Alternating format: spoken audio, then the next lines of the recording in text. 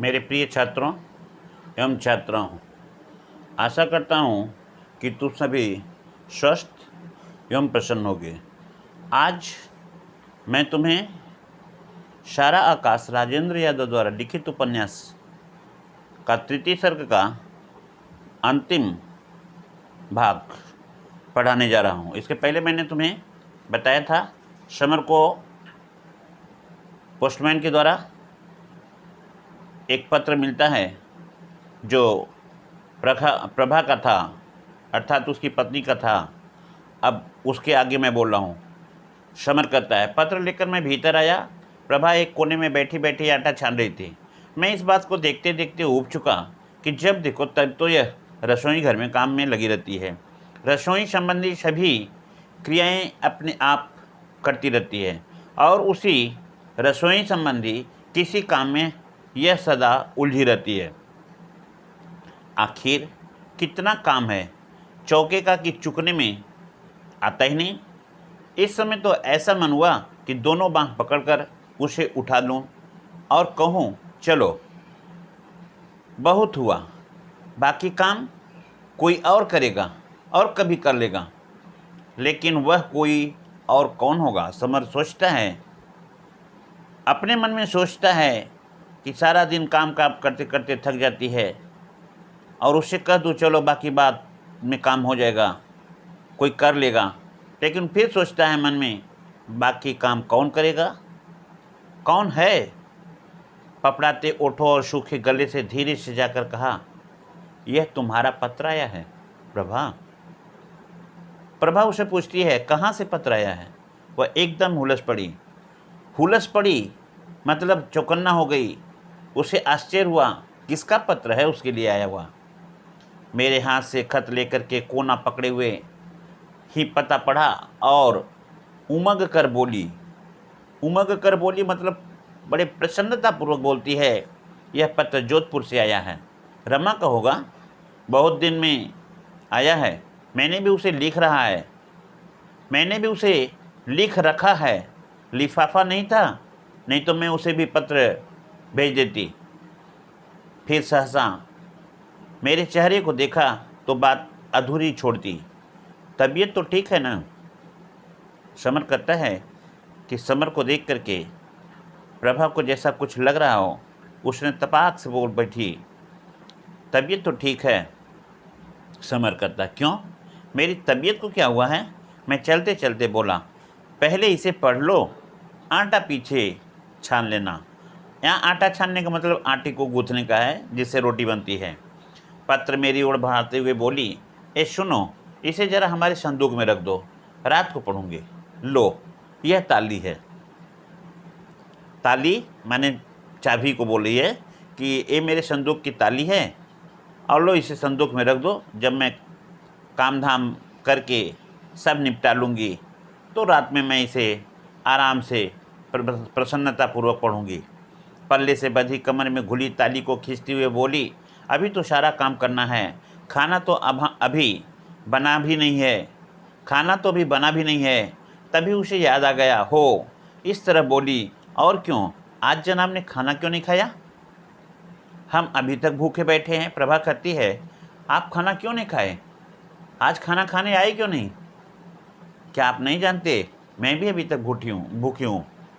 मैंने बहुत ही अधिक नरम स्वर में कहा, भूख नहीं थी, प्रभा खा लिया था, बड़ा खा लिया था। उसने विद्रूप से दोहराया, जैसा तुमने खा लिया था मैं खूब जानती हूँ।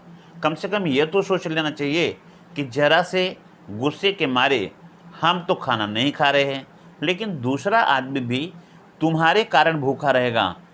कभी तुमने सोचा इसको? तो तुमने सचमुच अभी तक खाना नहीं खाया? समर अचानक एकदम से पूछ बैठता है। लगा असफलता की सारी थकान और मन की सारी बुझन अपने आप पिघल गई, आंखों में नमी घुल गई। समर को दुख हुआ कि उसने खाना नहीं खाया तो उसकी पत्नी प्रभा भी अभी तक बैठी भूखी है। फिर समर से प्रभा कहती है, आपको क्या है? आप तो जब घूमने से फुर्सत मिले तो पूछ लीजिए। यह नाराज़ होकर आटा छानने लगी है, मन पुलकने लगा है। हजारों प्रश्न मन में घूमने लगे। जब मैं तुमसे नहीं बोलता था तब भी इसी तरह भूखी रहती थी क्या?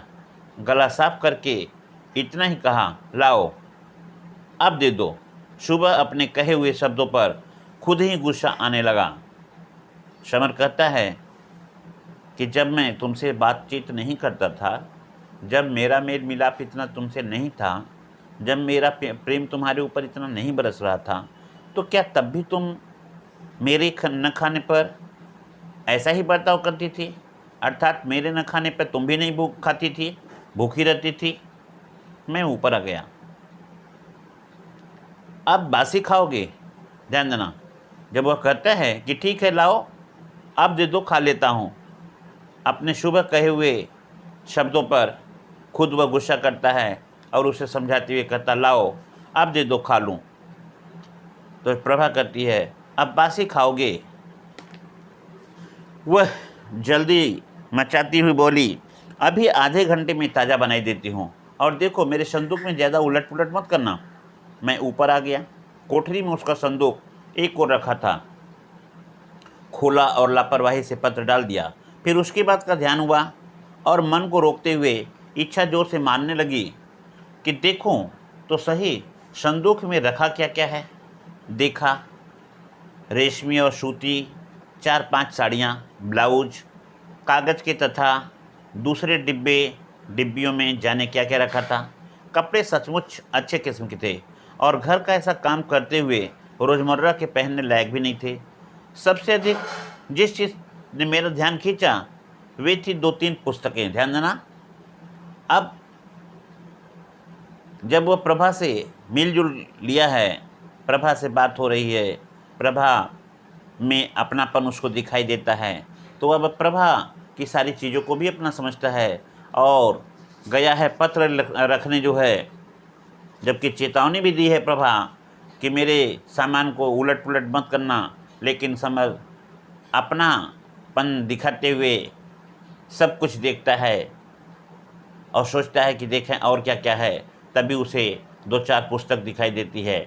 एक गांधी जी की आत्मकथा थी, एक नवयुवकों के जानने की लायक बातों पर कोई किताब, और प्रेमचंद की रंगभूमि जो उपन्यास है उसको देखती है। सब पर भेंट के साथ साथ उसके अपने हाथों से भी एक कोने में लिखा था, प्रभा।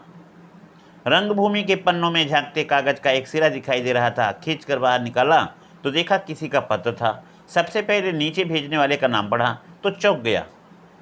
वहाँ प्रभा का ही नाम था। प्रभा का पत्र वहाँ क्यों रखा है? कागज़ खोलकर अच्छी तरह देखा। अक्षरों की बनावट सुस्पष्ट थी, लेकिन पत्र बड़ी जल्दी जल्दी में लिखा गया था। वर्ष भर में पहली बार मैं अपनी पत्नी के हाथ की लिखाई पढ़ रहा था, और वह भी उस पत्र की जो किसी दूसरे के नाम का था। गर्व भी महसूस किया कि मेरी पत्नी की लिखाई सैकड़ों व्यक्तियों में एक है। उस पर आश्चर्य नहीं बल्कि गर्व होता है, कहीं चोरी पकड़ी न जाए, इसलिए जल्दी जल्दी वह पत्र पढ़ने लगा। और वह पत्र जाने कब तक अक्षर अक्षर मेरे मन में गूंजता रहा। समर कह रहा है, लगता है जैसे मैं पढ़कर उसे दोहरा नहीं रहा, बल्कि खुद ही वही रात के अंधेरे में लेटी लेटी मुझे अपने मन को खोलकर बता रही हो। थोड़े दिनों बाद तो मुझे यह विश्वास ही नहीं रह गया कि सचमुच मैंने इतना पत्र पढ़ा था। फिर तो ऐसा लगने लगा कि पत्र तो छोटा था, उसे मेरे मन की कल्पनाओं ने खींच तान करके और बढ़ा दिया था। हाँ, इतना ज़रूर याद किया कि पत्र कई किस्तों में लिखा गया था। क्यों कि लिखाई कई बार टूट टाट कर नई हुई। बहुत दिन बाद तक पत्र का जो विस्तारपूर्ण रूप मुझे याद रहा, वह शायद यूँ मैं अपने शब्दों में बोल रहा हूँ, ध्यान देना। प्रिय रमा, जब तुम्हारा पत्र मिला तब मैं अम्मा के पास ही थी, और शायद अम्मा के पास जब वापस पहुँचूंगी तभी इसका जवाब तुम्हें मिलेगा। तुम मेरी व्यस्तता को बहाना समझोगी। व्यस्तता का मतलब होता है बिजीपन, माने काम धाम में जब लगे रहती है, कोई व्यक्ति लगा रहता है दिन रात, तो उसे व्यस्त करते हैं। लेकिन तुम्हें कैसे समझाऊं कि आजकल दम मारने की फुर्सत नहीं पा रही हूँ। यहाँ दम मारने का मतलब कि थोड़ा सा आराम करने का भी फुर्सत नहीं मिल पा रही है। रोज़ सुबह शाम पर टालती हूँ, लेकिन समय नहीं मिल पाता। कसम से कहती हूँ, सुबह से शाम तक का कार्यक्रम गिना दूं? मैं जानती हूँ तुम खूब रूठ रही होगी, खूब बुरा मान रही होगी और सोच भी रही होगी कि जैसे नाराज़ होकर के स्कूल के पिछवाड़े अनार के पेड़ के पास मुंह फुला करके बैठ जाती थी और मैं मनाने चली आती थी, उसी तरह अब भी तुम्हें मनाने चली आऊँगी। लेकिन मैं कैसे बताऊँ तुम्हें रमा मेरी कि मैं अब नहीं आ सकती हूँ। जिस तरह की तुम सोच रही होगी कि स्कूल के समय में वह मनाने आ रही थी, मैं आ जाऊँगी। अब कैसे मैं तुम्हें बताऊं कि मैं तुम्हें मनाने नहीं आ सकती। काश तुम ही यहाँ आकर स्कूल की सबसे कटखनी और शेरनी लड़की को तो देख लेती। तुम ही तो मुझे सर्कस में नौकरी करने को कहा करती थी। अब मैं अनुभव करती हूँ कि हमारा चाहना कितना झूठा है। हम लोग न जाने क्या क्या चाहा करते थे। कोई सीमा होती है हमारे चाहने की, संसार की हर अच्छी चीज़ को चाहने की, स्कूल के दिनों की कल्पना के वे भावुकता भरे सपने। रमा उस समय हमें कोई क्यों नहीं रोकता कि यह सब झूठ है। किसी भी लड़की की शादी होती है और मैं जाकर के उसके पति को देखती तो सोचा करती थी कि हिस मेरा पति ऐसा थोड़े ही होगा, मेरा पति तो प्रोफेसर होगा, कहीं अफसर होगा, किसी बड़ी कंपनी का मैनेजर होगा। हम और वह बस दो ही प्राणी होंगे। एक किलबिल सास देवर भाभी भतीजे कुछ नहीं होंगे। खूब लंबी चौड़ी एकदम नए ढंग की कोठी होगी। जहाँ भी कोई फर्नीचर अच्छा लगता उसे अपनी कल्पना की कोठी में सजा देती। रंग रोगन पालिश पर्दे चारों तरफ सदाबहार मेहंदी की लाइनों में कहीं न कहीं लान लगे होते, कहीं टेनिस बैडमिंटन कोर्ट इत्यादि। 3-4 नौकर सुबह ये मुझे बड़े प्रेम से उठाएंगे, मेरी देर से सोने की आदत को बुरा भला कहेंगे। चाय पीते पीते हंसते हंसते अखबार पढ़ते पढ़ते सारा समय निकल जाएगा। इनके दफ्तर जाने के बाद बड़ी मुश्किल से मेरा समय कट पाएगा। किसी पड़ोसिन के यहाँ चली जाया करूँगी या उसे बुला लिया करूँगी। फिर शाम को हम रोज़ किसी सिनेमा या किसी दोस्त के यहाँ जाया करेंगे। ऐसे ही और न जाने क्या क्या बातें थी जिनमें डूबी रहती थी। अब तो तब सब याद ही नहीं आती है। यह अपने पत्र में प्रभा ने रमा को लिखा था, जो उसकी शादी के पहले कल्पना थी। लेकिन रमा कल्पनाएं ही नहीं सच हो जाया करती। फिर कहना ही क्या है, हमारी हर हंसी पर भाग्य दांत पीसता है। हम रोते हैं तो वह खिलखिलाता है। वह जानता है कि कठपुतलियों की तरह उछल कूद हमें चाहे जितना ले, डोरियां तो उन्हीं के हाथों में हैं जो दया मया करके जब चाहेगा खींच लेगा और मैं गिर जाऊंगी। कविता में बोलूं तो कहूंगी कि उन सभी बचपनों के सपनों के दिए आज यथार्थ के विषैले धुएं में घुट घुट करके बुझ गए और तड़पड़ाते धुओं के भयंकर सांप इधर उधर से मंडरा रहे हैं। सांपों से पहले भले ही डरा करती हूँ, अब तो रमा डर भी नहीं लगता। चाहती हूँ कोई मुझे डस ले। नई नई मुसीबतों की सूरतें देख करके अब तो सिहरन भी नहीं होती है। बताओ कैसे बची रहती। अब तक या तो विष खा लेती या कुएं में कूद मरती। देखो ना, अपनी ही अपनी बातें लिखती जा रही हूँ। यह भी नहीं सोच रही हूँ कि तुम ऊब रही होगी। लेकिन अपना भी मैंने ध्यान देना, लेकिन अपना भी मैंने लिखा क्या। मैं जानती हूँ कि अगर अपना ज़रा लिखूँगी भी तो यह पत्र तुम तक नहीं पहुँच पाएगा। इससे ज़्यादा लिख नहीं सकती। मैं प्रार्थना करती हूँ कि इससे ज़्यादा पूछना भी मत। तुमसे मिलने को, तुमसे मिलकर रोने को, तुम्हारी गोद में लेटकर अपने दिल की सारी बातें बताने को कितनी कितनी तबीयत करती है, कैसे बताऊं। देखे अब ईश्वर कब हमें तुमसे मिलाता है। सदैव तुम्हारी प्रभा। और यहीं पे उसका पत्र समाप्त होता है। पत्र समाप्त हो गया और उसे कितनी देर हाथ में लिए खड़ा रहा मुझे नहीं मालूम। पता तब लगा जब अचानक हाथ की पकड़ ढीली हो जाने से वह नीचे गिर पड़ा। चौंक कर उसे यथास्थान रखा, संदूक बंद किया तो लगा जैसे किसी जिंदा जीव को मारकर गाड़ रहा हूँ। भर आई आंखें पोंछी। प्रभा मेरी प्रभा, तुम नहीं जानती यही स्वप्न तो मेरे भी हैं। समर कहता है कि यही स्वप्न तो मेरे भी हैं। मैंने भी यही सोचा था, लेकिन ऐसा हुआ नहीं। यही सब तो मैं भी सोचा करता था। अगर अपने होने वाले पति के बारे में तुम तरह तरह की कल्पनाएं किया करती थी तो क्या मैंने रात जाग करके अपनी नींद नहीं खराब की थी। मैं भी अपने भविष्य को सोचा था। मैं तुम्हें कैसे बताऊंगा। तुम्हारे सपने घुट घुट करके मर गए तो मेरा भविष्य भी गिर करके चकनाचूर हो गया। और भीतर ही भीतर घुलोगी, चुप रहोगी, लेकिन मैं भी यही करूँगा तो कैसे होगा, कैसे होगा, कैसे होगा। मगर फिर भी मुझे जाने क्यों लगता है कि मेरी आत्मा पर एक हत्या का पाप लदा है। कातर की तरह, कातर माने अपराधी की तरह पंजे गड़ाए हुए चिपका है। चौखट के सहारे खड़ा खड़ा बड़ी देर से मैं अपना माथा किवाड़ों पर ठोकता रहा। धीरे धीरे सामने ऊंचे ऊंचे मकानों के पीछे सूरज का बड़ा सा गोला उतरता जा रहा था, अर्थात अब सूरज ढल रहा था, संध्या होने वाली थी। शहर का कोलाहल खूब बढ़ गया था और 2-4 पतंगे आसमान में मंडरा रही थी। कौवे लाइन बना करके सूरज की ओर चले जा रहे थे।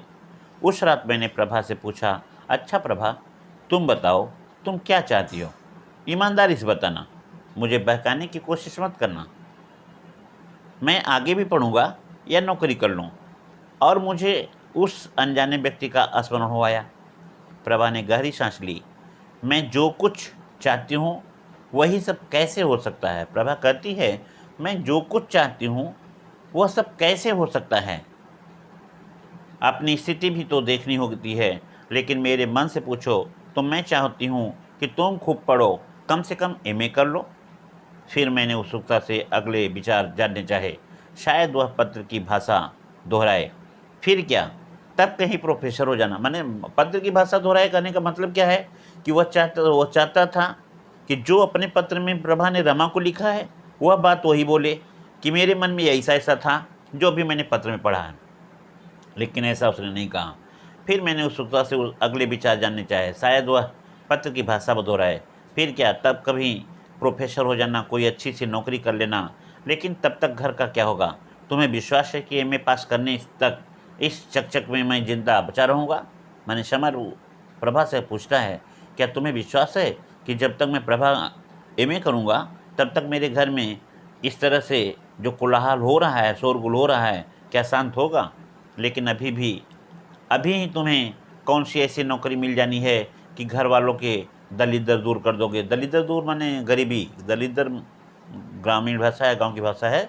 दलिद्र माने गरीबी होता है। तो कह रही है कि अभी भी अगर नौकरी तुम कर लेते हो तो तुम्हें कौन सा बहुत बड़ा तनख्वाह या इनाम मिल जाएगा कि तुम अपने घर के दलिद्र को, अपने घर के गरीबीपन को दूर कर लोगे। प्रभा बोली। उसका मुंह उलझाया हुआ आया। मुझे तो दोष देना मत, जो तुम्हारे जिम्मे आए शो करो। दोष देने की बात नहीं प्रभा, मैं क्या खुद नहीं जानता कि बिना अच्छी डिग्री से नौकरी अच्छा पाना ठीक मुश्किल है। एमए तो मुझे भी किसी न किसी हालत में करनी ही है, चाहे नौकरी के साथ करूं या और भी। हाँ, थोड़ा कष्ट जरूर हम लोगों को सहना पड़ेगा। कष्ट को अब कौन से गलीचों पर पड़े पड़े सुख भोग रहे हो? तमक करके उसने कहा। थोड़ा और सही करे कि इतना जैसे मैं कष्ट झेल रही हूँ, थोड़ा सा और कष्ट झेल लूँगी। लेकिन तुम्हारा एमए की तो पढ़ाई हो जाएगी। एमए मतलब होता है मास्टर ऑफ आर्ट। जैसे एमकॉम होता है मास्टर ऑफ कॉमर्स, उसी तरह से एमए का मतलब होता है मास्टर ऑफ आर्ट। यदि एमए कर लेता है व्यक्ति तो एक बढ़िया नौकरी मिलने का चांस होता है साधारण रूप से। मैंने तो कभी भी नहीं सोचा था कि तुम्हारे पैरों की बेड़ी बन करके जाऊंगी। जब भी तुम पाओ कि मैं तुम्हें पीछे घसीट रही हूँ तो निर्मम होकर के रास्ते की बाधा की तरह मुझे छोड़कर अपने को अलग कर लेना। मेरी चीख पुकारों पर ध्यान मत देना। बाहर से झांकती चांदनी में उसके गालों पर आंसुओं की धारियाँ चमकने लगी। प्रभा कहती है कि जब मैं तुम्हारे रास्ते में बाधा बनूं तो तुम मुझे छोड़ देना, तुम आगे बढ़ जाना। ऐसा कहती कहती उसके आंखों के आंसू प्रभा के सुंदर गोरे गालों पर गिरते हैं। उसे देख करके उसके मन में एक अभिनयपन, सहृदयता का बोध होता है। मैंने जब व्यावहारिक होकर के कहा तो प्रभा, हमारा सबसे पहला निश्चय यही है कि इस घर में हम कोई चीज़ नहीं लेंगे, कोई भी चीज़। कल मैं और भी ज़ोर से नौकरी तलाश करूँगा। धोती मांगी थी तो आज अम्मा और बाबूजी की बातें सुनी। भाभी तो पहले ही कह दी। अब और भी यदि मैं उन लोगों से सामान मांगूंगा तो ऐसी ही खरी खोटी हम लोगों को बातें सुननी पड़ेगी। छोड़ो, वे बेचारे भी क्या करें। प्रभा ने बात टाल दी। वाह, करे कैसे नहीं, भाभी के लिए कैसे निकल जाती है। समर कहता है भाभी के लिए माँ के पास से साड़ी निकल आती है, बाबूजी भी उसे चाहते हैं, बाबू भी ला करके दे देते हैं, और तुम्हारे लिए ऐसी उल्टी पुल्टी बातें करते हैं। इसीलिए ना कि भाभी के पति के बल पर सारा घर चलता है, लेकिन इस बात को भी साफ कर नहीं करते। सारे बेटों के प्रति समान भाव ही रखना चाहिए। खैर जी, हमें जो कुछ लेना ही है नहीं है, लेने को अब कौन सा मिल जाता है, मांगने पर तो मिलता नहीं है वैसे तो। तब सच कहूँ प्रभा, आज मैं बहुत ही निराश हो गया था। अगर तू नहीं होती तो पता नहीं घर आता भी कि नहीं। आवेश में कहता है, गुस्से से कहता है कि अगर तुम नहीं घर पे होती तो मेरा मन आज बिल्कुल नहीं था घर आने का। मैं कहाँ चला जाता कोई ठीक नहीं था। उसके सारे शरीर को बाहों में बींच लिया। मुग्ध मयूरी से उसके खुले नैनों के आकाश में विभोर खुमारी के बादल घिर आए, और मेरी थकान और मेरी निराशाएं प्यार की शीतल फुहारों में झुलसने लगी। ध्यान देना, समर कहता है कि यदि आज प्रभा नहीं होती, यदि प्रभा नहीं होती तो वह घर नहीं आता। उसे घर अब अपना अपना नहीं लग रहा है, अपने घर के लोग अपने नहीं लग रहे हैं, अब यह घर पराया लग रहा है। क्योंकि जब उसकी कोई बात नहीं सुनता है, उसके प्रति किसी की सहिष्णुता नहीं है, कोई उसे अपना नहीं समझता है, अपनापन नहीं है, उसके पत्नी के प्रति लोगों के व्यवहार, लोगों के विचार, लोगों के मन में जो विचारधाराएं हैं, वह उनकी सोच अच्छी नहीं है। इसलिए समर को लगता है कि उस घर में उसके लिए कोई स्थान नहीं है, इसलिए वह घर में नहीं आता। लेकिन चूँकि उसे यह भी पता है कि उस घर में उसकी पत्नी भी रहती है, यदि वह नहीं जाएगा तो उसकी पत्नी का हाल क्या होगा, इसलिए वह वापस घर आता है। और यह बात कह करके वह प्रभा को अपनी बाहों में लगा लेता है, और प्रभा और समर के आपसी मिलन से ऐसा लगता है जैसे ऊंचे तापमान को शीतलता प्रदान की जाती है, अर्थात उसे अपने बाहों के आलिंगन में लेकर के उसे अत्यंत प्रसन्नता होता है, और उसका मन शांत होता है, और वह प्रेम से भर आता है। तो इस तरह आज मैंने तुमको इस तृतीय सर्ग का पूरा भाग मैंने तुमको समझा दिया। नेक्स्ट वीडियो में दूसरा भाग तुमको करूँगा। तब तक के लिए विराम देता हूँ। धन्यवाद।